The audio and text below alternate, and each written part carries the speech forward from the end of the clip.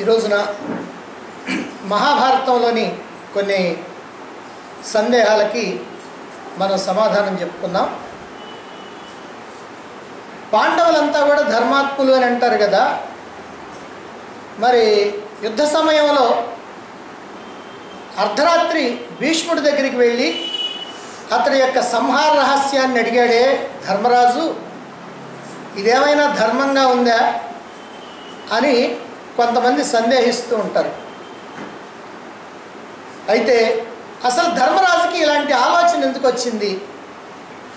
మనం సమాధానాన్ని చూసినప్పుడు అసలు భీష్ముడి దగ్గరికి వెళ్ళి సంహార రహస్యాన్ని అడగాలి అనేటువంటి ఆలోచన ధర్మరాజుకి ఎలా వచ్చింది? ఒకవేళ ధర్మరాజు అడిగాడే అనుకోండి, అడిగినంత మాత్రాన భీష్ముడు ఎందుకు చెప్పాడు? ఆయనేమో శత్రుపక్షంలో ఉండి యుద్ధం చేసేటువంటి వాడు కదా, మరి ఆయన ఎందుకు చెప్పాడు అనేటువంటిది ఇక్కడ మనకు వచ్చేటువంటి సందేహం. భీష్ముడు స్వచ్ఛంద మరణం వరంగా కలిగినటువంటి వాడు. అంతేకాకుండా పాండవులేమో ధర్మాత్ములని, కౌరవులేమో అధర్మపరులని తెలిసినటువంటి వాడు. రాజ్యం పాండవులదని తెలిసినవాడు.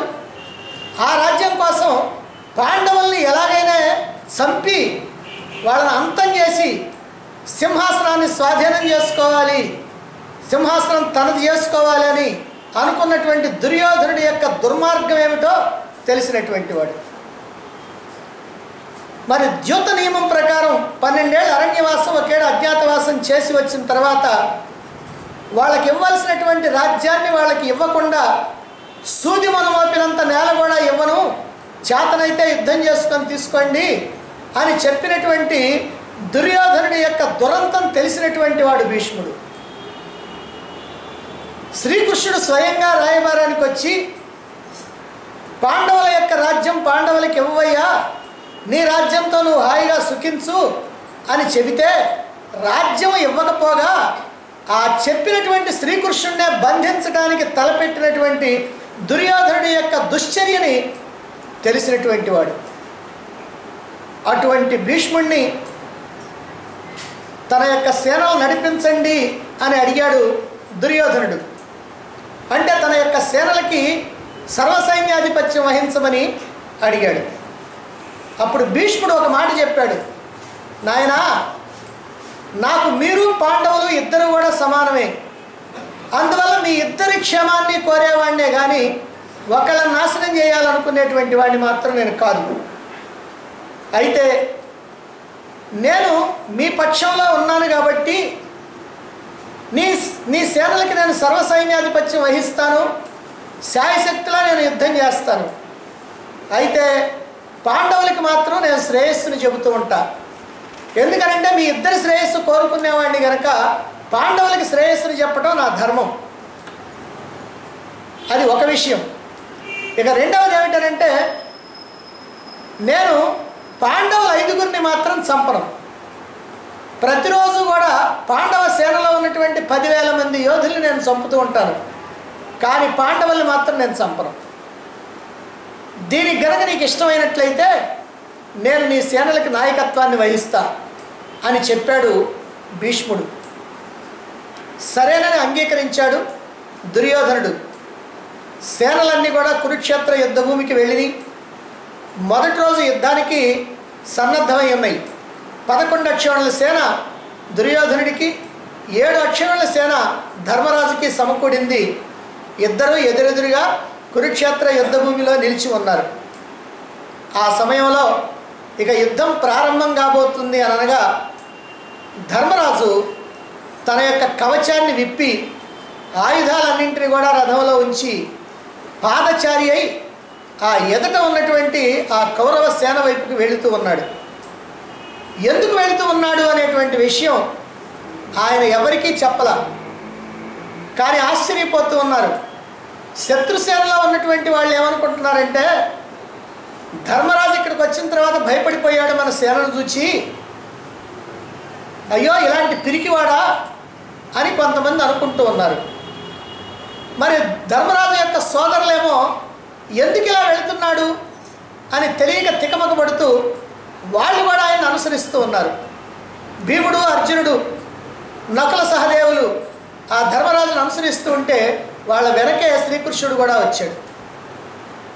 అయితే ఎందుకు ఇలా వెళుతున్నాడు అని అంటూ ఉంటే ఆయనేం మాట్లాడకుండా ముందుకు వెళుతూ ఉన్నాడు. కానీ శ్రీకృష్ణుడు మాత్రం వాళ్ళతో చెప్పాడు, నాకు తెలుసు ఎందుకు వెళుతున్నాడో. ఎందుకనంటే యుద్ధ ప్రారంభంలో పెద్దల యొక్క అనుమతి తీసుకోవటం అది సరైనటువంటి సాంప్రదాయం. అందుకనే ఇప్పుడు ధర్మరాజు అదిగో భీష్ముడు, ద్రోణుడు, కృపాచార్యుడు, శల్యుడు మొదలైనటువంటి వాళ్ళ యొక్క అనుమతిని తీసుకోవటానికి, యుద్ధానికి అనుజ్ఞ తీసుకోవటానికి, వాళ్ళ యొక్క ఆశీర్వాదం పొందడం కోసమని వెళుతూ ఉన్నాడు. ఇలా వెళ్ళటం అనేటువంటిది విజయానికి తొలిమెట్టు అని చెప్పాడు శ్రీకృష్ణుడు. సరే, ధర్మరాజు సరాసరి భీష్ముడి దగ్గరికి వెళ్ళాడు. అలా వెళ్ళి ఆయనకు నమస్కారం చేసి ఆయన 2 పాదాలని తన యొక్క చేతులతో ఒత్తుతూ, తాత, నీకు ప్రతిగా యుద్ధం చేయాల్సినటువంటి పరిస్థితి మాకు తటస్థించింది, కాబట్టి నీతో యుద్ధం చేయడానికి మాకు అనుజ్ఞ ఇవ్వాల్సింది, అలాగనే నన్ను ఆశీర్వదించవలసింది అన్నాడు. అప్పుడు భీష్ముడు అన్నాడు, నాయనా, నీవు ఏ రకమైనటువంటి సందేహం లేకుండా చక్కగా యుద్ధం చేయి, విజయాన్ని పొందు. దీంట్లో నీకు ఏ రకమైనటువంటి సందేహం అక్కర్లా. నేను అర్ధానికి దాసుడినై ఉన్నాను. మానవుడు ఎప్పుడైనా అర్ధానికి దాసుడు అవుతాడు, కానీ అర్ధం ఎప్పుడు కూడా మానవుడికి దాసుడు కాదు. అందుచేత నేను అర్ధానికి దాసుడినై ఉన్నాను కనుక ఈ కౌరవుల వైపున నిలబడి యుద్ధం చేయాల్సినటువంటి పరిస్థితి తటస్థించింది. ఇది మినహా నీకేం కావాలో కోరుకో అన్నాడు. అప్పుడు ధర్మరాజు అంటున్నాడు, తాత, నీవు అలాగనే కౌరవ పక్షంలో యుద్ధం చేయి, కానీ నాకు మాత్రం విజయాన్ని ఆశీర్వదించు అన్నాడు. అలాగే నీకు తప్పనిసరిగా విజయం కలుగుతుంది అన్నాడు భీష్ముడు. అప్పుడు ధర్మరాజు అంటున్నాడు, నీవేమో అజేయుడివై, నిన్ను ఎదిరించి నిన్ను జయించేటువంటి వాళ్ళు ఈ లోకంలోనే లేరు. మరి అలాంటి స్థితిలో నాకు విజయం ఎట్లా కలుగుతుంది? నువ్వేమో శత్రుపక్షంలో ఉన్నావు, అందుట్లో స్వచ్ఛంద మరణం వరంగా కలిగినటువంటి వాడివి. నిన్ను జయించేటువంటి వాడు ఈ భూమండలంలోనే లేడు, పరశురాముడినే జయించినటువంటి వాడివి. మరి అటువంటి నీతో యుద్ధం చేసేటువంటి మాకు మరి విజయం ఎలా కలుగుతుంది? కాబట్టి ఈ విషయంలో మరి నీవే చెప్పాలి అన్నాడు. అప్పుడు భీష్ముడు అంటున్నాడు, నాయనా, దేవేంద్రుడైనా సరే ధనుస్సును చేతపట్టి ఉన్నటువంటి నా ఎదురుగా నిలవలేడు. అయినప్పటికీ అర్జునుడి యొక్క సహాయంతో నన్ను జయించడానికి ప్రయత్నించు అన్నాడు భీష్ముడు. అప్పుడు అంటున్నాడు ధర్మరాజు, తాత, నిన్నెవ్వరూ జయించలేరు గనక, నాకేమో నువ్వు జయాన్ని ఆశీర్వదించావు గనక నిన్ను వధించేటువంటి ఉపాయం ఏమిటో చెప్పు అన్నాడు. అంటే ఆయనేమో నీకు జయం కలుగుతుందని ఆశీర్వదించాడు, ఆయనేమో ఎవరి చేత జయింపబడేవాడు కాదు. అందుకని మరి నిన్ను వధిస్తే తప్ప నాకు విజయం కలగదు, కనుక నీ వధోపాయం ఏమిటో చెప్పు అన్నాడు. అప్పుడు భీష్ముడు అంటున్నాడు, ఓ ధర్మనందన, నాకేమో ఇప్పుడు మరణ సమయం కాదు, కాబట్టి ఇప్పుడు చెప్పటం ధర్మం కాదు, మళ్ళీ సమయం వచ్చినప్పుడు రా, అప్పుడు చెప్తాను అన్నాడు. అప్పుడు ధర్మరాజు అక్కడి నుంచి వెళ్ళాడు ద్రోణాచార్యుడి దగ్గరికి. సరే, అక్కడ విషయం అలా అట్టి పెడితే ఇప్పుడు ఇక్కడ జరిగింది ఏమిటి అని అంటే, భీష్ముడు దుర్యోధనుడితో ఏం చెప్పాడో అదే చేశాడు. ఇక్కడ దుర్యోధనుడితో ఏం చెప్పాడు? నేను మీ వైపున యుద్ధం చేస్తాను, పాండవులకి శ్రేయస్సు చెబుతాను అన్నాడు. కాబట్టి ధర్మరాజు తనంతట తాను వచ్చాడు గనక అతన్ని ఆశీర్వదించాడు. పైన ఇంకో మాట కూడా అన్నాడు, నువ్వు గనక ఇలా నా దగ్గరికి గనక రాకపోయినట్లయితే నిన్ను నేను శపించి ఉండేవాడిని అని అన్నాడు. నువ్వు గనక ఇలా వచ్చావు కాబట్టి నేను నిన్ను ఆశీర్వదిస్తున్నాను, నీకు విజయం కలుగుతుంది అని అన్నాడు. మరి విజయం కలుగుతుందని ఆశీర్వదించినప్పుడు మరి ఆయన్నేమో జయించేవాళ్ళు దేవేంద్రుడు కూడా జయించలేడు అని అన్నప్పుడు మరి విజయం ఎలా కలుగుతుంది? కాబట్టి ఈ సందేహాన్నే వ్యక్తం చేశాడు ధర్మరాజు. అంటే దుర్యోధనుడికి ఏ అభిప్రాయం అయితే చెప్పాడో భీష్ముడు ఆ అభిప్రాయం ప్రకారమే నడుచుకున్నాడు. నడుచుకున్నాడు. భీష్ముడి యొక్క అభిప్రాయం ప్రకారమే ధర్మరాజు నడుచుకున్నాడు. భీష్ముడు ఏం చెప్పాడో దాని ప్రకారమే ధర్మరాజు కూడా నడుచుకున్నాడు. కాబట్టి ఇక్కడ వధోపాయం ఏమిటో చెప్పు అనేటువంటి పరిస్థితి ఎందుకు వచ్చింది అని అంటే ఇదిగో దీనికి వచ్చింది. అయితే మరి ఈ వధోపాయాన్ని మరి అప్పుడు చెప్పాడా? అప్పుడు చెప్పలా. తర్వాత సమయం వస్తే రమ్మన్నాడు, అప్పుడు చెప్తారన్నాడు. మరైతే ఆ సమయం ఎప్పుడు వచ్చింది? 8వ రోజు యుద్ధంలో పాండవులకి విజయం కలిగింది. ఎప్పుడైతే పాండవులకి విజయం కలిగిందో అంతకుముందు కూడా మొదటి రోజు కౌరవులకి విజయం అయితే 2వ రోజు పాండవులకి విజయం కలిగింది. అప్పుడు కూడా దుర్యోధనుడు భీష్ముడి దగ్గరికి వెళ్ళి ఆ 2వ రోజు రాత్రి, నువ్వు పక్షపాత బుద్ధితో యుద్ధం చేస్తున్నావు, నువ్వు కనుక సరిగ్గా యుద్ధం చేస్తే పాండవులు నీ ముందు ఎందుకు పనికిరారు, నువ్వు ఇలా ఎందుకు చేస్తున్నావో నాకు అర్థం కావట్లేదు, నీకు పాండవుల పట్ల పక్షపాతం ఉంది అని తన ఇష్టం వచ్చినట్టు మాట్లాడాడు. మాట్లాడితే అప్పుడు సమాధానం చెప్పాడు భీష్ముడు, దుర్యోధన నువ్వు ఇలా మాట్లాడటం ధర్మం కాదు, నేను నా శాయశక్తిలో యుద్ధం చేస్తున్నాను, నా వయస్సును కూడా లెక్కలో పెట్టుకోకుండా ఈ 400 సంవత్సరాల వయస్సులో ఒళ్ళు దాచుకోకుండా యుద్ధం చేస్తూ ఉంటే ఇప్పుడు నువ్వు ఇలా మాట్లాడటం ఏమైనా ధర్మంగా ఉందా అని అంటాడు. అని రేపు చూడు నా ప్రతాపం అంటాడు. ఆ మరుసటి రోజు తీవ్రమైనటువంటి యుద్ధం చేస్తాడు. ఇలా 7 రోజులు జరిగిపోయింది. 8వ రోజు యుద్ధంలో అలాగనే పాండవులకి విజయం కలిగేటప్పటికీ ఆ రాత్రి కర్ణుడితో ఆలోచించి దుర్యోధనుడు వాళ్ళిద్దరు సమాలోచన చేశారు. ఏం చేద్దాం, ఈ ముసలివాడు మరి పాండవుల మీద పక్షపాత బుద్ధి ఉంటానా, ఇంతవరకు ఎవరిని చంపలేదు, కాబట్టి ఏం చేయాలి, మనకేమో అపజయం కలుగుతూ ఉంది అని అంటే అప్పుడు కర్ణుడు సలహా చెప్పాడు, నువ్వు గనక భీష్ముడిని తప్పించి నన్ను గనక యుద్ధంలోకి రమ్మంటే నేను వచ్చి పాండవుల్ని ఒక్క క్షణంలో చంపేస్తాను అన్నాడు. ఎందుకంటే భీష్ముడు ఉన్నంతకాలం కర్ణుడు యుద్ధరంగంలోకి రాడు, కాబట్టి అందుకని ఆయన తప్పిస్తే నేను వస్తాను అన్నాడు.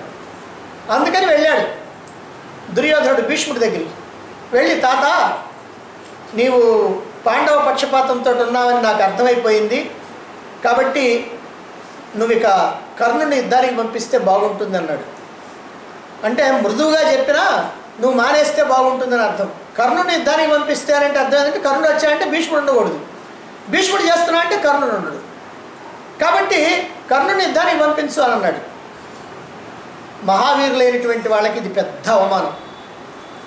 ఎందుకనంటే వీరుడైనటువంటి వాడు ఏం భావిస్తాడంటే అవసరమైతే అవతల వాడిని జయించాలా, లేకపోతే తను సావాలా, ఈ రెండే తప్ప యుద్ధరంగంలోంచి తప్పుకొని పోవటం అనేటువంటిది అది వీరుడైనటువంటి వాడికి శోభనిచ్చేది కాదు. అందులో మహావీరుడైనటువంటి భీష్ముడు ఏనాడో అపజయం అనేటువంటిది ఎరుగనటువంటి వాడు, తన గురువైనటువంటి పరశురాముడిని కూడా యుద్ధరంగంలో నిలవరించినటువంటి వాడు, మరి అటువంటి వాడిని నువ్వు పనికిరావు పో అని అంటే ఆయన సరే నేను పనికిరాకపోతే పోతున్నానులే అని చెప్పి ఉండాలి అని అంటే అలాంటి వాడికి అది సరైనటువంటిది కాదు. అందుకని అప్పుడు నిర్ణయించుకున్నాడు, ఇక వీడిని నేను తృప్తిపరచలేను, నేను ముందుగానే ఒక మాట చెప్పా, ఏమనంటే పాండవుల్ని నేను చంపను, వాళ్ళ సైన్యాన్ని చంపుతా అని చెప్పిన ప్రకారం ప్రతిరోజు కూడా 10,000 మందికి తక్కువ కాకుండా వీరుల్ని చంపుతూ ఉన్నా. అయినప్పటికీ వీడికి తృప్తి లేదు. ఇప్పుడు మర్యాదగా చెప్పాడు, రేపు కర్ణుడు వచ్చి యుద్ధం చేస్తాడు, నువ్వు పో అని కూడా చెప్తాడు. కనుక ఇలాంటి పరిస్థితి రాకూడదు అని మనసులో నిశ్చయించుకొని, ఓ దుర్యోధన సరే అట్లయితే రేపు చూడు నా ప్రతాపం ఏమిటో అన్నాడు. ఇలా అనటంలో ఉద్దేశం ఏమిటంటే ఇక తాను యుద్ధరంగంలో నుంచి తప్పుకోకుండా ఉండాలంటే మరణించాలి, అది తప్ప ఇక రెండవ మార్గం లేదు అని అనుకున్నాడు. అందుకని మరుసటి రోజు 9వ రోజు తీవ్రమైనటువంటి యుద్ధం చేశాడు. ఆ యుద్ధంలో పాండవులంతా చెల్లాచెదరైపోయారు. పాండవ సైన్యం అంతా భీష్ముడి ధాటికి నిలవలేకపోయింది. అప్పుడు ఆ రాత్రి పాండవుల శిబిరంలో సమాలోచనలు సాగినాయి. ఆ సమాలోచనలో అప్పుడు ధర్మరాజు అంటాడు, నాకు మాట ఇచ్చాడు మొట్టమొదటి రోజునే భీష్ముడు, ఆ మాట ప్రకారం ఆయన్నే అడుగుతాను, ఏం చేయాలో ఆయనే సలహా చెప్తాడు అని బయలుదేరారు. అలా బయలుదేరి భీష్ముడి యొక్క శిబిరానికి వచ్చిన తర్వాత, తాత నీవు ఈ రకంగా కనుక యుద్ధం చేస్తే మేము నీ ఎదురుగా నిలబడగలుగుతావా? మరి నువ్వు నాకు ఆ రోజున మాట ఇచ్చిన ప్రకారం నాకు విజయం ఎలా లభిస్తుందో నువ్వే చెప్పు అని అంటాడు. అంటే అప్పుడు చెప్తాడు, అయ్యా నేను స్త్రీతో యుద్ధం చేయను, అలాగనే స్త్రీగా ఉండి పురుషుడిగా మారినటువంటి వాడితో యుద్ధం చేయను, స్త్రీ పురుషుడు కానటువంటి వాడితో యుద్ధం చేయను, స్త్రీ పేరు పెట్టుకున్నటువంటి వాడితో కూడా యుద్ధం చేయను. అందువల్ల అలాంటి వాడు మీ పక్షంలో శిఖండి ఉన్నాడు కనుక ఆ శిఖండిని కనుక ముందు పెట్టుకొని మీరు కనుక వచ్చినట్లయితే నేను అస్త్ర సన్యాసం చేస్తాను, అప్పుడు మీరు హాయిగా నన్ను వధించవచ్చు, ఇదే మీకున్నటువంటి మార్గం అని చెప్తాడు. దాని ప్రకారం పాండవులు వెళ్ళిపోతారు. అయితే ఇక్కడ కూడా మనకు ఒక సందేహం వస్తుంది. అదేమిటంటే శిఖండిని అడ్డు పెట్టుకొని సంహరించమని భీష్ముడు చెప్పాడు కాబట్టి శిఖండిని అర్జునుడి యొక్క రథం మీద కూర్చోబెట్టి ఆ శిఖండి ఇదిగో ఇట్ట చేయి పెడితే ఆ చేతి సందుల నుంచి బాణాలు వేసాడని మనకి సినిమాల్లో చూపిస్తారు. అంటే శిఖండి అనేవాడు ఎక్కడో ఉంటే పట్టుకొచ్చారు అని. కానీ అసలు పెద్ద పొరపాటు ఏమిటంటే శిఖండి మహావీరుడైనటువంటి వాడు, ద్రౌపద మహారాజు యొక్క కుమారుడు, కూతురుగా పుట్టి మధ్యలో కొడుకుగా మారాడు. అంటే స్థూణాకర్ణుడనే అడవిలో ఉన్నటువంటి ఒక యక్షుడు తన యొక్క పురుషత్వాన్ని ఇచ్చి ఈ శిఖండి యొక్క స్త్రీత్వాన్ని తీసుకున్నాడు. ఆ శిఖండి తమ్ముడు దృష్టజ్యుముడు ఇద్దరు కూడా ద్రోణాచార్యుడి దగ్గర విద్యలు నేర్చుకున్నటువంటి వాళ్ళు. ఇక మరొక ముఖ్యమైనటువంటి విశేషం ఏమిటంటే ధర్మరాజు యొక్క 7 అక్షౌహిణుల సేనకి 7 అక్షౌహిణి సేనాధిపతులు ఉన్నారు. ఎవరు అక్షౌహిణి సేనాధిపతులు అంటే ద్రౌపదుడు, విరాటుడు, సాత్యకి, శిఖండి, దృష్టజ్యుమ్నుడు, అలాగనే దృష్టకేతువు, శిశుపాలుడి కుమారుడైనటువంటి దృష్టకేతువు, జరాసంధుడి కుమారుడైనటువంటి సహదేవుడు. ఈ 7 కూడా 7 అక్షౌహిణులకి సేనాధిపతి. అంటే శిఖండి ఒక అక్షౌహిణికి సేనాధిపతి. అంతేకాకుండా ఈ సేనాధిపతుల్లో నుంచి ఒక సర్వసైన్యాధిపతిని ఎన్నుకోవాలి. దానికి ఎవరైతే బాగుంటుందని మరి ఒక్కొక్కరు ఒక్కో సలహా చెబుతారు. నకులుడేమో ద్రౌపదుడైతే బాగుంటుందన్నాడు, సహదేవుడేమో విరాటుడైతే బాగుంటుందన్నాడు, అర్జునుడేమో దృష్టజ్యుమ్నుడైతే బాగుంటుందన్నాడు, భీముడేమో శిఖండి అయితే బాగుంటుందన్నాడు. శిఖండిని ఎందుకు చెప్పాడు భీముడు అని అంటే అటువైపున భీష్ముడు సర్వసైన్యాధిపతి కనుక భీష్ముడిని చంపడం కోసమే పుట్టినటువంటి వాడు శిఖండి కనుక ఈ శిఖండిని కనుక మనం సర్వసైన్యాధిపతిని చేస్తే బాగుంటుంది అన్నాడు. అంటే ఒక అక్షౌహిణి సేనాధిపతి సర్వసేనాధిపతిగా కూడా తగినటువంటి వాడని భీముడి చేత ప్రశంసించబడినటువంటి వాడు శిఖండి. 18 రోజులు యుద్ధం చేసి ఎవరి చేతిలోనూ చావకుండా మిగిలినటువంటి వాడు శిఖండి. కాబట్టి శిఖండి అని అంటే ఏదో అప్పుడు తాత్కాలికంగా వచ్చి అలా అర్జునుడి ముందు నిలబడ్డాడని అనుకుంటారు. అదంతా ఒట్టిది, అది సినిమాల్లో చూపించింది. కానీ శిఖండి కూడా తన యొక్క రథంలో తన యొక్క ఆయుధాలతో తాను యుద్ధానికి వస్తూ ఉంటాడు. కాకపోతే శిఖండి వచ్చినప్పుడల్లా భీష్ముడికి రక్షణగా ఎవరో ఒకరు వస్తూ ఉంటారు. ఇది జరుగుతూ ఉంది.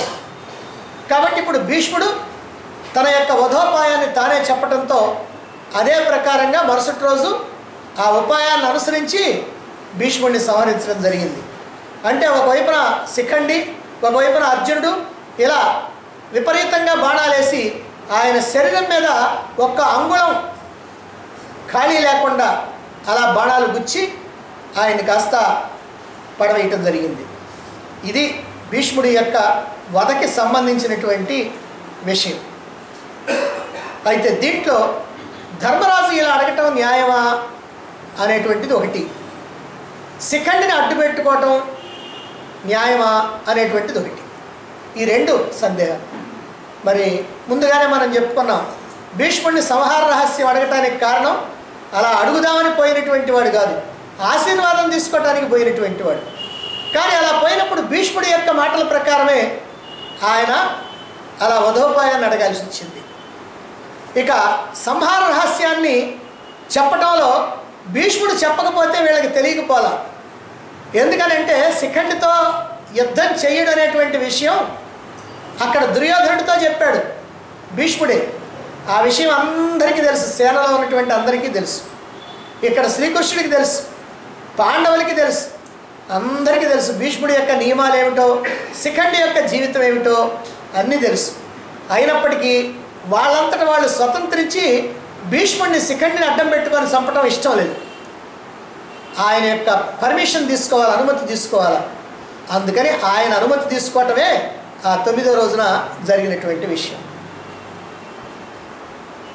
దీంతో 10 రోజుల యుద్ధం పూర్తయిపోయింది.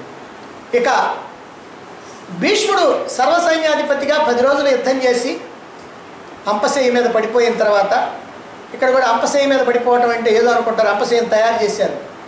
ఆయన శరీరంలో గుచ్చుకున్నటువంటి బాణాలు ఏవైతే ఉన్నాయో చాలా బాణాలు ఉండటంలో ఆ బాణాలతోనే పడిపోయాడు. పడిపోతే నేల మీద శరీరం ఆనకుండా ఆ బాణాల మీద నిలబడ్డది. తలకాయ మాత్రం వాలిపోతా ఉంటే ఆ తల కింద దిండుగా కొన్ని బాణాలు వేయటం జరిగింది అర్జునుడు. అది అంపశయ్య. ఇక ఆ తర్వాత ద్రోణాచార్యుడు సర్వసైన్యాధిపతిగా వచ్చాడు. ఇక ద్రోణాచార్యుడు సర్వసైన్యాధిపతిగా వస్తే ఈ విషయంలో కూడా ఒక సందేహం ఉంది లోకంలో చాలామందికి. అది ఏమిటనంటే, ద్రోణాచార్యుడిని వధించడానికి ధర్మరాజు అబద్ధం ఆడాడే, ఈయనేమో సజ్జనుడండి, ఈయనేమో సత్యవాక్పాలకుడు అని చెబుతూ ఉంటారు. సామాన్యం ఇక్కడ మనం లోకంలో ఉన్నటువంటి వ్యవహారం ఒకటి మనం గుర్తు తెచ్చుకోవాలి. ఎవడైనా ఎప్పుడు అబద్ధాలు ఆడేటువంటి వాడు ఉన్నాడు అనుకోండి, అటువంటి వాడు ఎప్పుడన్నా కనుక నిజం చెబితే పొరపాటున ఏమండో వాడు నిజం చెప్పాడండి ఈ రోజున అని ఆశ్చర్యంగా చెప్పుకుంటారు. ఎప్పుడు నిజం చెప్పేవాడు ఎప్పుడన్నా అబద్ధం ఆడాడు అనుకోండి, నువ్వు అబద్ధం ఆడాడండి అని అంటారు. కానీ ఎప్పుడు అబద్ధం ఆడేవాడిని వీడు అబద్ధం ఆడుతున్నాడండి అని ఎవడని అంటాడా? అసలు ఆడేదే అబద్ధాలు, వాడికి నిజం చెప్పడం తెలియదు. అందుకని ఏమంటే అబద్ధం ఆడాడండి ఈ రోజున, ఈ విషయంలో అబద్ధం చెప్పాడండి అని అనాల్సినటువంటి అవసరం లేదు. కానీ ధర్మరాజుని ఈ విషయంలో అబద్ధం చెప్పాడు అన్నారంటే ఏనాడు అబద్ధం ఆడినటువంటి వాడు కాదు అనే విషయం మనకి ఇక్కడ తెలుస్తుంది. అలాంటి వాడు మరి ఎందుకు అబద్ధం చెప్పాడు? ఈ విషయాన్ని మనం ఆలోచించే ముందు మళ్ళీ మొట్టమొదటి రోజు యుద్ధం దగ్గరికి వస్తే అక్కడ భీష్ముడి దగ్గరికి వచ్చిన తర్వాత ధర్మరాజు ఆ వెంటనే ద్రోణాచార్యుడి దగ్గరికి వెళ్ళాడు. భీష్ముడేమో తనకి తాత, పాండవులందరినీ కూడా దగ్గర కూర్చోబెట్టుకొని పెంచి పెద్ద చేసినటువంటి వాడు, విద్యాబుద్ధులు చెప్పినటువంటి వాడు, వాళ్ళ యొక్క క్షేమాన్ని కోరుతూ ఉండేటువంటి వాడు. ఇక ద్రోణాచార్యుడు అంటే అందరికీ గురువు, అటు కౌరవులకి ఇటు పాండవులకి ఇంకా చాలామంది రాజపుత్రులకి గురువు అయినటువంటి వాళ్ళు ద్రోణాచార్య కృపాచార్యులు. అందుకని ద్రోణాచార్యుడి దగ్గరికి వెళ్ళాడు. అలా ద్రోణాచార్యుడి దగ్గరికి వెళ్ళిన తర్వాత భీష్ముడిని అడిగినట్లుగానే నాకు యుద్ధానికి అనుమతి ఇవ్వవలసింది అని చెప్పి ద్రోణాచార్యుడిని అడిగాడు. అప్పుడు ద్రోణాచార్యుడు అన్నాడు, ధర్మనందన, నీవు గనక ఇలా నా దగ్గరికి రాకపోయినట్లయితే నేను నీకు అపజయం కలగాలని శపించేవాడిని. కానీ నువ్వు ఇట్లా వచ్చి అడగటం వల్ల నాకు చాలా సంతోషంగా ఉంది. కాబట్టి నీకు తప్పనిసరిగా విజయం లభిస్తుంది. అయితే నేను అర్థానికి దాసుడిని కనుక కేవలం నేను డబ్బు కోసం, భోజనం కోసం కష్టపడుతూ ఉన్నటువంటి సమయంలో ఇదిగో ఇక్కడికి వచ్చి మీకందరికీ విద్యాబుద్ధులు నేర్పి నేను మీ రాజ్యంలో ఉన్నటువంటి సంపదల్ని నేను కూడా అనుభవించాను. అందువల్ల నేను అర్థానికి దాసుడిని అయ్యా. కాబట్టి నేను ఇటుపక్క యుద్ధం చేయటం తప్పదు. కనుక నేను తప్పనిసరిగా యుద్ధం చేయాల్సినటువంటి అవసరం ఉంది. నీకు మాత్రం తప్పనిసరిగా విజయం కలుగుతుంది. అంతేకాకుండా నీకేం కావాలో కోరుకో అన్నాడు. ఈ విషయంలో బ్రాహ్మణుల యొక్క మనస్తత్వం ఏమిటనంటే అల్ప సంతోషం. నిజమైనటువంటి బ్రాహ్మణుడు అల్ప సంతోషం కలిగినటువంటి వాడు. ఎవరైనా కనుక పొగిడినా ఏదన్నా ఇచ్చినా మహా ఆనందపడిపోతాడు. ఇంకో విషయం కూడా ఉంది. ఏదైనా కోపం కనుకొస్తే వెంటనే చల్లారిపోద్ది బ్రాహ్మణుడికి. బ్రాహ్మణుడు అంటే సత్వగుణం కలిగినటువంటి వాడు. అందుకనే బ్రాహ్మణ కోపము తృణహుతాశనము దీర్ఘముగునే అని అంటారు నన్నయ్య గారు. అంటే బ్రాహ్మణుడి యొక్క కోపం ఎండుగడ్డి మంట వేస్తే ఆ మంట ఎంతోసేపు ఉండదు, చప్పున చల్లారిపోద్ది అనేటువంటి మాటని చెప్తూ ఉంటారు. అందుకని ఈయన కూడా చాలా ఆనందించాడు. ఆనందించి అంటున్నాడు, నీకు ఇంకేం కావాలో కోరుకో, నీ కోరిక నేను తీరుస్తా, ఒక్క యుద్ధం చేయటం మాత్రం నేను ఈ పక్షంలో చేయాలి, అది తప్పించిన ఏదైనా అడుగు అన్నాడు. అప్పుడు ధర్మరాజు అంటున్నాడు, ఓ మహాత్మా, నీవు కౌరవ పక్షంలోనే ఉండి యుద్ధం చేయి, కానీ నాకు మాత్రం జయాన్ని ఆశీర్వదించు అన్నాడు. అప్పుడు ద్రోణాచార్యుడు అంటున్నాడు, యతో ధర్మస్తతో కృష్ణ, యతో కృష్ణ తతో జయ. ధర్మం ఎక్కడుందో కృష్ణుడు ఎక్కడ ఉంటాడు, కృష్ణుడు ఎక్కడుంటాడో జయం అక్కడ ఉంటుంది. యుద్ధస్వ గచ్చ కౌంతేయ, ఓ ధర్మనందన, ఓ యుద్ధం చేయి. పృచ్ఛమాం కిం బ్రవీమితే, మాం నన్ను పృచ్ఛ, అడుగు, నీకేం కావాలో అడుగు అన్నాడు. ఇది ఆనందంతో ఇచ్చినటువంటి మాట. అప్పుడు ధర్మరాజు అంటున్నాడు, ఓ మహాత్మా, పరాజయం అంటే ఏమిటో తెలియనటువంటి మిమ్మల్ని ఎలా మేము యుద్ధంలో జయించగలమో చెప్పు అని అంటున్నాడు. ఎందుకంటే నీవు అస్త్ర విద్యాచార్యుడివి, అందరికీ విద్యలు నేర్పినటువంటి వాడి, మరి ఈ విద్యల్లో నిన్ను మించినటువంటి వాడు ఎవరు లేరు, కనుక నిన్ను జయించాలి అని అంటే మాకు ఏ విధంగా వీలవుతుందో చెప్పు అంటాడు. అప్పుడు ద్రోణాచార్యుడు అంటాడు, ఓ ధర్మనందన, నీవు నీ సోదరులతో కలిసి నన్ను వధించడానికి ప్రయత్నించు, ఇంకా నీ కోరిక ఏమిటో చెప్పు అన్నాడు. ఆయన అడగకపోయినా సరే ఈయన అడుగుతా ఉన్నాడు, నీ కోరిక ఏంటో చెప్పని. అప్పుడు మళ్ళీ అన్నాడు, సరే అయితే ఓ మహాత్మా, మీ వధోపాయం ఏమిటో చెప్పండి అన్నాడు. అప్పుడు ద్రోణాచార్యుడు అంటున్నాడు, ఓ ధర్మరాజా, విశ్వాసపాత్రుడైనటువంటి వాడి వల్ల అప్రియమైనటువంటి వాక్యాన్ని నేను కనుక వింటే నేను అస్త్రాలు విడిచిపెడతా, అప్పుడు చంపొచ్చు. నా చేతిలో అస్త్రం ఉన్నంత కాలం, నా చేతిలో ధనస్సు ఉన్నంత కాలం నన్ను జయించగలిగినటువంటి వాడు ఈ భూమండలంలో లేడు. కాబట్టి నీవు చేయవలసింది ఏమిటంటే, నేను ఒక అప్రియమైనటువంటి వార్త వినాలి, అది కూడా ఎవరి ద్వారా వినాలంటే విశ్వాసపాత్రుడైనటువంటి వారి ద్వారా వినాలి. అలా కనుక వింటే నేను అస్త్రాలు వదిలిపెడతాను, అప్పుడు నన్ను ఎవరైనా సరే చంపొచ్చు అని అంటాడు. ఈ విధంగా ద్రోణుడు ప్రోత్సహించగా అడిగినటువంటి వాడు ధర్మరాజు. అంతే తప్ప ధర్మరాజు తనంతట తాను పోయి, ఓ ద్రోణాచార్య నువ్వు ఎట్ట చేస్తావో చెప్పని అడగల. కాబట్టి ఈయన ఆశీర్వాదం అడిగాడు, ఆయన జయాన్ని ఆశీర్వదించాడు, జయం కలుగుతుందన్నాడు. ఆ జయం ఎట్టగలుగుతుందో చెప్పు, అందుకని నీ వధోపాయం చెప్పని అన్నాడు. ఈ ప్రకారంగా ద్రోణుడు తనంతట తానుగా ప్రోత్సహించినప్పుడే అడిగాడు ధర్మరాజు. అయితే ఎందుకు ఇలా ప్రోత్సహించడం, ద్రోణాచార్యుడు ఎందుకు ప్రోత్సహించాడు అని అంటే, పాండవులదే ధర్మమని కౌరవులది అధర్మమని తెలిసినటువంటి వాడు ద్రోణాచార్యుడు. భీష్ముడు ద్రోణుడు ఇద్దరు కూడా ఒకే రకమైనటువంటి అభిప్రాయాలు కలిగినటువంటి వాళ్ళు. శ్రీకృష్ణుడు రాయబారానికి వచ్చి తిరిగి వెళ్ళేటప్పుడు సభలో ఎన్నోసార్లు భీష్మద్రోణులు ఇద్దరు కూడా దుర్యోధనుడికి నచ్చ చెప్పడానికి ప్రయత్నించారు, కానీ వెళ్ళ. శ్రీకృష్ణుడు తిరిగి వెళ్ళిపోయిన తర్వాత ఏకాంతంలో దుర్యోధనుడితో మళ్ళీ ఇద్దరు కూడా, నాయన ధర్మనందన, మేము ఎందుకు చెప్తున్నామో అర్థం చేసుకో, శ్రీకృష్ణుడు లాంటి మహాత్ముడు వచ్చి అడిగిన తర్వాత ఇక నువ్వు కాదంటావు న్యాయం కాదు, పాండవుల యొక్క రాజ్యం పాండవులకి ఇచ్చి నీ రాజ్యంతో నువ్వు హాయిగా ఆనందించు, అలాగనే కాకపోతే చాలా ప్రమాదం వస్తుంది అని ఎన్నో విధాలుగా చెప్పినటువంటి వాళ్ళు. మరి క్షాత్ర ధర్మాన్ని బట్టి యుద్ధ మరణాన్ని అపేక్షించినటువంటి వాళ్ళు కూడా. ఈ విషయం కూడా ద్రోణాచార్యుడే చెప్తాడు. ధర్మరాజు శ్రీకృష్ణుడు యుద్ధరంగం రాయబారం నుంచి వెళ్ళిపోయిన తర్వాత ద్రోణాచార్యుడు దుర్యోధనుడితో అంటాడు, ఓ దుర్యోధన, మేము ఇంతగా నిన్ను ఎందుకు యుద్ధం వద్దు, పాండవులతో సంధి చేసుకో అని చెబుతున్నామో తెలుసా? మేము ప్రాణాల మీద తీపితో మాట్లాడతలేదు. భీష్ముడు కానీ నేను కానీ పూర్తిగా వృద్ధాప్యంలోకి వచ్చాం. మాకు ఇంకా ఎంతో కాలం ఈ జీవితం కొనసాగించాలనేటువంటిది మాకు లేదు.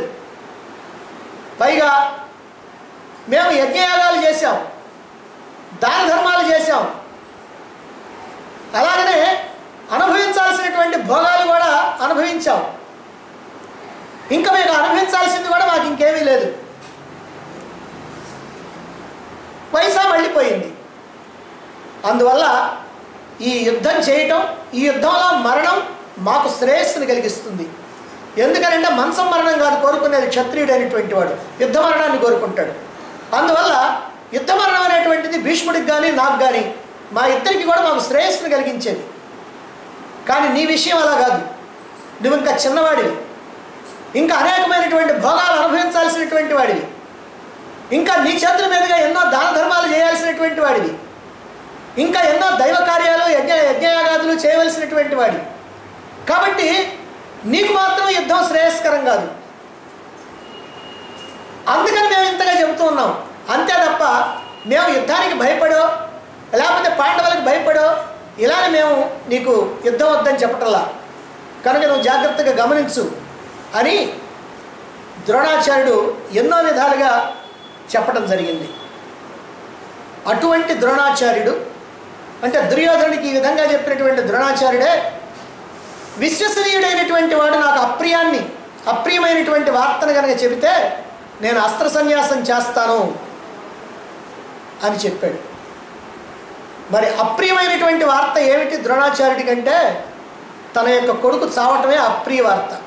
ఎందుకంటే ద్రోణాచార్యుడికి కొడుకు మీద ఉన్నటువంటి ప్రీతి ఎంతంటే ధృతరాష్ట్రుడికి దుర్యోధన మీద ఉన్నదానికంటే ఇంకాస్త ఎక్కువే ఉంది.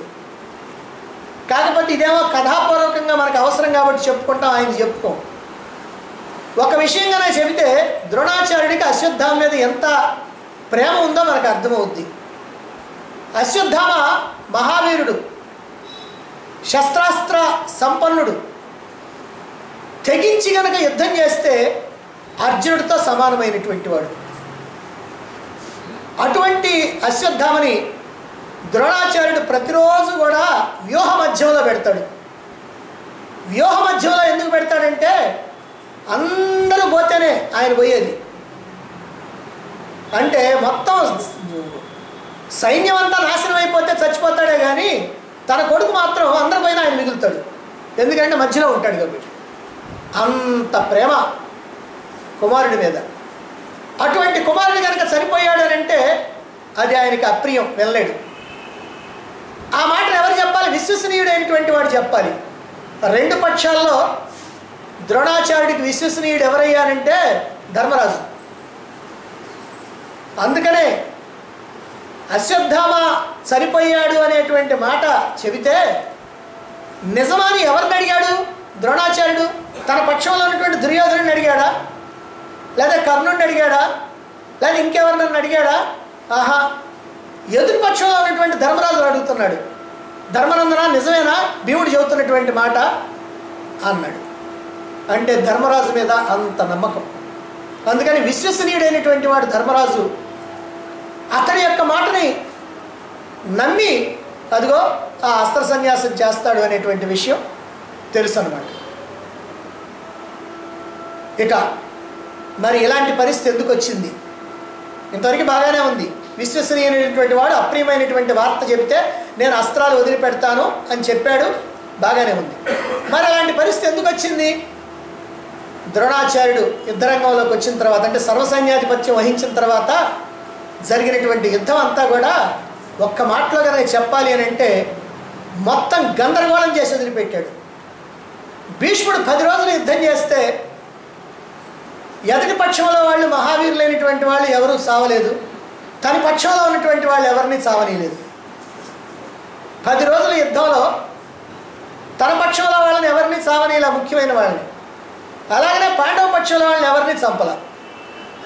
అంతా అట్టనే ఉన్నారు, ఏమి నష్టం జరగల. ఏమో ఎప్పుడైనా మనసు మారి యుద్ధం మానేస్తారేమో. కానీ ద్రోణాచార్యుడు సర్వసైన్యాధిపతిగా వచ్చాడు. మొత్తం ఆ 10 రోజులు, 5 రోజులు, 15 రోజులు మొత్తం 2 రోజుల్లో అయిపోయింది. 14, 15, 13, 14, 15 రోజులు, 3 రోజుల్లో మొత్తం సేనంతా పోయింది, అటు ఇటు 2 పక్కల. అంటే తన వైపున ఉన్నటువంటి వాళ్ళని రక్షించాలనుకోలేదు, ఎదుటి పక్షంలో ఉన్నటువంటి వాళ్ళని ఓచకొత్త కోసిపారేయాలని అనుకున్నాడు. అందుకోసం అని చెప్పి ఇదిగో ఈ ద్రోణాచార్యుడి యొక్క యుద్ధం అంతా ఇట్లా జరిగింది. ఇక్కడ కూడా మరొక కారణం ఉంది. ఎప్పుడైతే ద్రోణాచార్యుడిని సర్వసైన్యాధిపతిగా ఎంచుకున్నాడో దుర్యోధనుడు, ఆయనకి పట్టాభిషేకం చేయటంతో పొంగిపోయాడు. అదే బ్రాహ్మణుడి యొక్క మనసులో ఉన్నటువంటి ఆ మానసికమైనటువంటి బలహీనత. అలా ఎప్పుడైతే చేశాడో, దుర్యోధన నీకేం కావాలో కోరుకో అన్నాడు. కోరుకోనేటప్పటికీ ఈయన కోరుకున్నాడు, ధర్మరాజుని ప్రాణాలతో బట్టి అని. అదేమిటయ్యా ప్రాణాలతో బట్టి ఇవ్వమంటావు, చంపమని అనుకుంటే ప్రాణాలతో బట్టి ఇవ్వమంటావు ఏందన్నాడు. అప్పుడు చెప్పాడు, యుద్ధంలో ఎట్లాగూ గెలుస్తామో లేదో నాకు నమ్మకం సడలిపోయింది భీష్ముడు పడిపోయేటప్పటికీ. దానికి తోడు ఎంతో నష్టం జరిగితే కానీ మనం గెలము. ఇదంతా ఎందుకు, ధర్మరాజుని కనుక నువ్వు ప్రాణాలతో పట్టిస్తే నేను మళ్ళీ పాచికలాట వేయిస్తా. మళ్ళీ 12 ఏళ్ళ అరణ్యవాసం, 1 ఏళ్ళ అజ్ఞాతవాసం అన్నా అనుకో, మళ్ళీ పంపిస్తా. ఇక ఇలా తిరుగుతూ ఉంటారు వాళ్ళు, నేనేమో పరిపాలన చేసుకుంటా ఉంటా అని చెప్పాడు. ఇలా చెబితే మనసు చివుక్కుమంది ద్రోణాచార్యుడికి. చీచి ఇలాంటి వాడిగా నేను కోరుకోమన్నది అని అనుకున్నాడు మనస్సులో. అయినప్పటికీ ఇచ్చినటువంటి మాట ప్రకారం నేను అట్లానే పట్టిస్తానన్నాడు. ఆ ధర్మరాజుని పట్టివ్వటం కోసం అని చెప్పి అంత వీర విహారం చేశాడు. ఎలాగైనా సరే ధర్మరాజును పట్టుకోవాలి అనేటువంటి భావనతో. అందుకనే 13వ రోజులో పద్మవ్యూహాన్ని బన్నింది. అర్జునుడినేమో దూరంగా పంపించాడు సంక్షిప్తకులతో యుద్ధానికి. ఇక్కడ తనకి ఎదురు లేకుండా చేసుకొని ధర్మరాజును పట్టాలి అంటే పద్మవ్యూహాన్ని బన్నాడు. కాకపోతే ధర్మరాజు రాకుండా అభిమన్యుడు వచ్చాడు, అది వేరే విషయం. ఈ ప్రకారంగా ద్రోణాచార్యుడు తీవ్రమైనటువంటి యుద్ధం చేశాడు. ఇక 14వ రోజు అంటే 13వ రోజున ఎప్పుడైతే అభిమన్యుడు చనిపోయాడో అర్జునుడికి కోపం వచ్చింది. అర్జునుడు అప్పుడు తీవ్రమైనటువంటి శపథం చేస్తాడు, నా కుమారుడి యొక్క మరణానికి కారణమైనటువంటి ఈ సైంధవుణ్ణి రేపు సూర్యాస్తమయం లోపల వాడు యుద్ధరంగంలో కనుక ఉంటే చంపకపోయినట్లయితే నేను అగ్ని ప్రవేశం చేస్తాను అని. దానితో తీవ్రమైనటువంటి యుద్ధం జరిగింది. ఆ సైంధవుణ్ణి రక్షించడానికి అలాగనే ధర్మరాజుని పట్టుకోవటానికి ఒక అద్భుతమైనటువంటి వ్యూహాన్ని బన్నాడు ద్రోణాచార్యుడు. ద్రోణాచార్యుడు అద్భుతమైనటువంటి వ్యూహరచన నైపుణ్యం కలిగినటువంటి వాడు.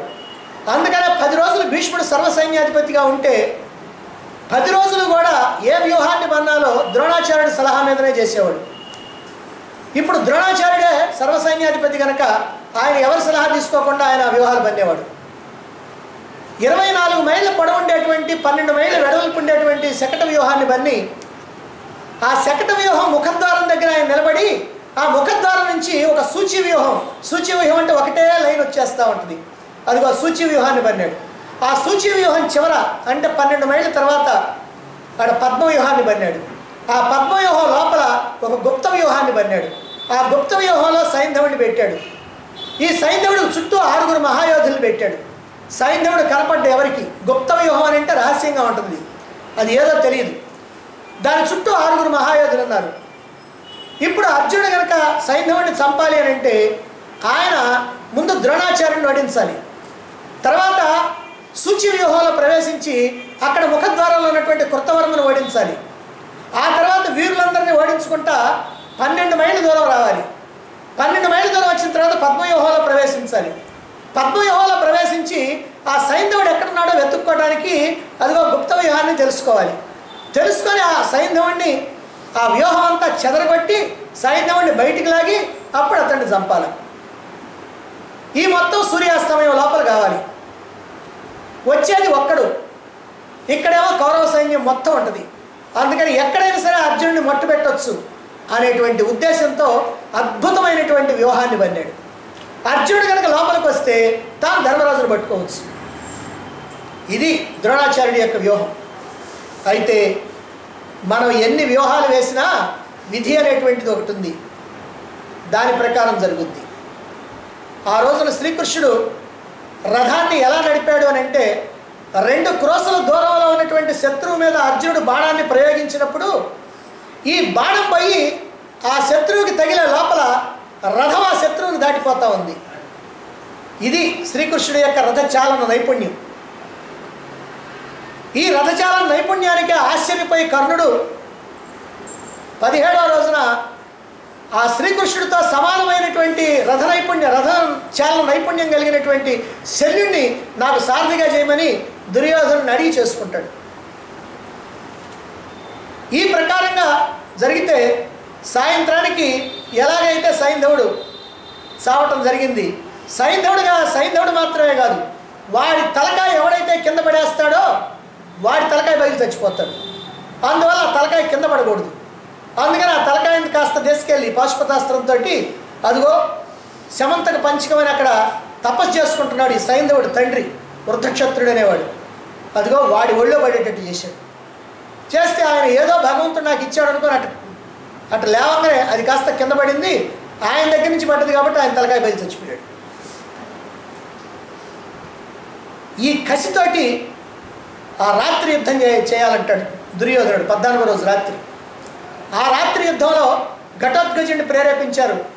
తీవ్రమైనటువంటి యుద్ధం చేస్తాడు ఘటోత్కచుడు. ఎందుకంటే రాత్రిపూట రాక్షసులకి బలం ఎక్కువ అవుద్ది. రాత్రిపూట అందరూ యుద్ధం చేయలేరు, కొంతమందే చేస్తారు. అలా చేసేటువంటి వాళ్ళు అటుపక్క ఇటుపక్క కొద్దిమంది వీరులు మాత్రమే ఉన్నారు. మరి ఆ ఘటోత్కచుడి యొక్క ధాటికి తట్టుకోలేక కర్ణుడు ఇంద్రుడిచ్చినటువంటి శక్తిని ప్రయోగిస్తాడు. ఆ శక్తితో ఘటోత్కచుడు చనిపోతాడు.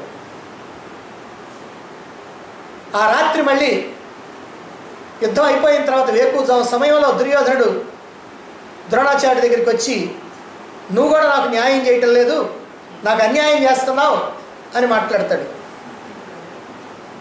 అప్పుడు చెబుతాడు, దుర్యోధన, నేను నీకు అన్యాయం చేస్తున్నానా?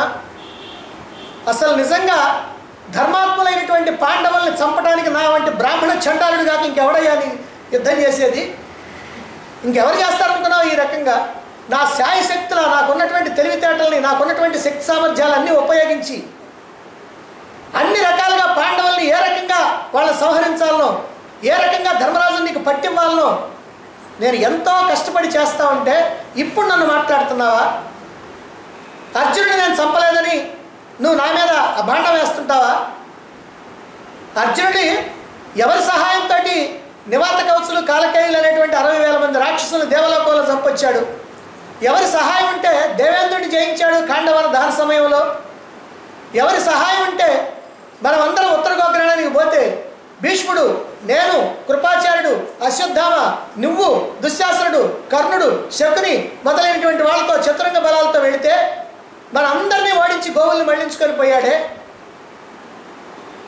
అంటే అర్జునుడు బలహీనుడు అనుకుంటున్నావా? నేను మోసం చేస్తున్నాను అనుకుంటున్నావా అని చెప్పి, ఇంకా రేపు చూడు నా యుద్ధం అన్నాడు. తెల్లవారింది, సూర్యోదయం అయింది, యుద్ధరంగంలోకి వచ్చారు. ఈ 15వ రోజు యుద్ధంలో ద్రోణాచార్యుడు తెగించి యుద్ధం చేస్తూ ఉన్నాడు. ఎలా యుద్ధం చేస్తున్నా అంటే కర్కశంగా యుద్ధం చేస్తూ ఉన్నాడు. ఎవడైనా చిక్కితే ఊరికి సంహరించడం కాదు, చిత్రవధ చేయటమే. ఆ ప్రకారంగా విరాట మహారాజును చంపాడు, ద్రుపద మహారాజును చంపాడు, ఆ రక పాంచాలందరినీ కూడా పూర్తిగా చంపేశాడు. అలా చంపుతూ ఇంకో మాట చెప్పాడు దుర్యోధనుడితో, ఓ దుర్యోధన, ఈ పాంచాలందరినీ నేను చంపగా మిగిలినటువంటి వాళ్ళు కనుక ఎవరన్నా ఉంటే వాళ్ళని చంపని నా కొడుక్కి చెప్పు అని చెప్పాడు. ఆ రకంగా తీవ్రమైనటువంటి యుద్ధం చేస్తుంటే పాండవ సేనలు చెల్లాచెదరైపోతా ఉన్నాయి. అలా చెల్లాచెదరైపోయేటువంటి సమయంలో చూశాడు శ్రీకృష్ణుడు, ఇక వీడిని అంతం చేయకపోతే ఇక పాండవ సేన బ్రతికి బట్టగట్టేటువంటి పరిస్థితి లేదని నిశ్చయం చేసుకున్నాడు. అందుకని, ఓ ధర్మనందన, నీకు ఆ రోజున ఏమైతే మాట ఇచ్చాడో ఆ మాట ప్రకారం నీవిప్పుడు అబద్ధం ఆడాలి అన్నాడు. ఏమిటదంటే అశ్వత్థామ చనిపోయాడని చెప్పు అన్నాడు.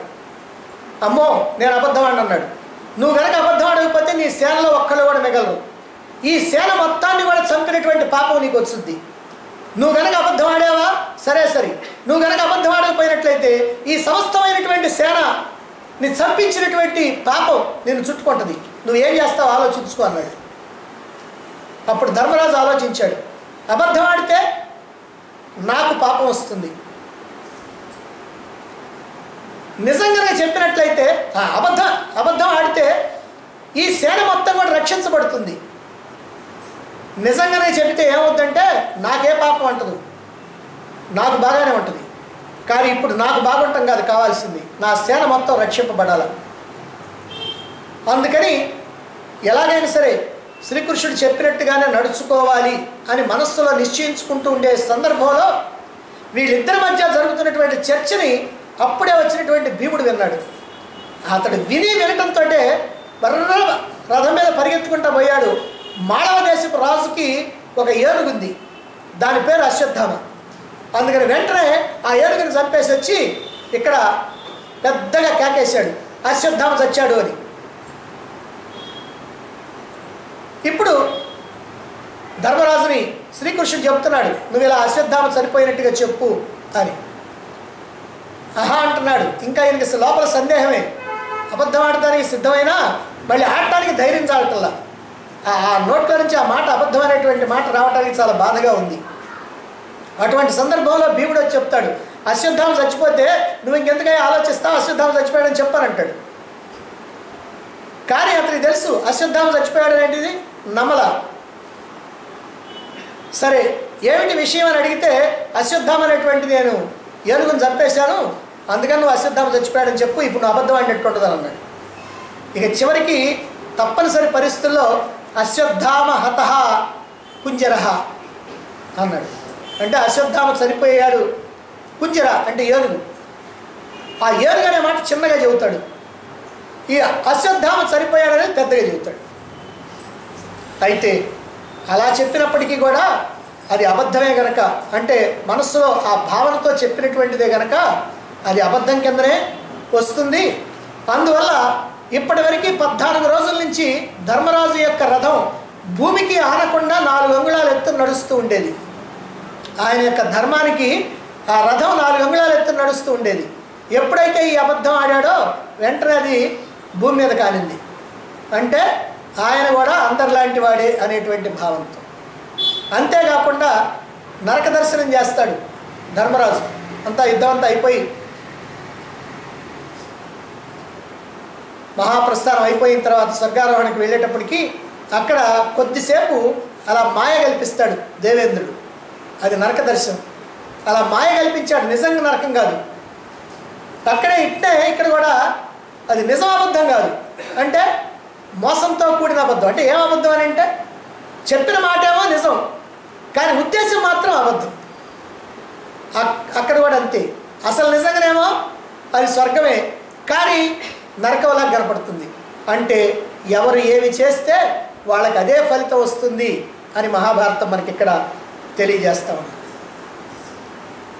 మరైతే ఇలా ధర్మరాజు అబద్ధం ఆడటం న్యాయమా అని అంటే అబద్ధం ఆడటం న్యాయం కాదు. ఎవరైనా సరే అబద్ధం ఆడొద్దనే అంటారు. కానీ ఇక్కడ అబద్ధం ఆడితే తనకు వచ్చేటువంటి పాపాన్ని భరించడానికి సిద్ధమై ఇంతమంది సైన్యాన్ని రక్షించడం అనేటువంటి పుణ్యం జరుగుతుంది కనుక అదిగో అబద్ధం ఆడితే పర్వాలేదు అంటే పెద్ద పాపాన్ని చేయకుండా చిన్న పాపాన్ని చేద్దాం అని అనుకున్నాడు. దాని ప్రకారం చేశాడు. అందువల్ల ఇక్కడ నరక దర్శనం కూడా జరిగింది అనేటువంటి విషయం మనకి ఇక్కడ తెలుస్తుంది. కాబట్టి ఈ విషయంలో అబద్ధం ఆడాడు, ఈయనేం సజ్జనుడు అంటే నిజంగా సజ్జనుడు ధర్మరాజు, అందులో అనుమానమే లేదు. కారణం ఏమిటంటే ధర్మరాజు ఎటువంటి వాడో ముందుగానే వ్యాస మహర్షి మహాభారత గ్రంథాన్ని రాయటానికి ముందు అనుక్రమణికాధ్యాయం అని, అంటే దాన్ని ఇండెక్స్ అంటారు. ఆ అనుక్రమణికాధ్యాయంలో ఈ మహాభారత తాత్పర్య నిర్ణయం అంటారు. అంటే కౌరవులు ఎలాంటి వాళ్ళు, పాండవులు ఎలాంటి వాళ్ళు. దుర్యోధనో మన్యుమయో మహాద్రుమ అన్నాడు. దుర్యోధనుడు పాపవృక్షం, యుధిష్ఠిరో ధర్మమయో మహాద్రుమ అన్నాడు. యుధిష్ఠిరుడు ధర్మవృక్షం. ఇక మిగిలినటువంటి వాడు దాని యొక్క కొమ్మలు అవన్నీ చెప్తాడు.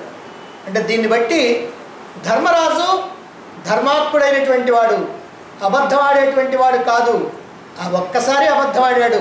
ఆ ఆడటంలో కూడా పూర్తిగా అబద్ధం ఆడకుండా నోటితో మాత్రం నిజమే చెప్పాడు.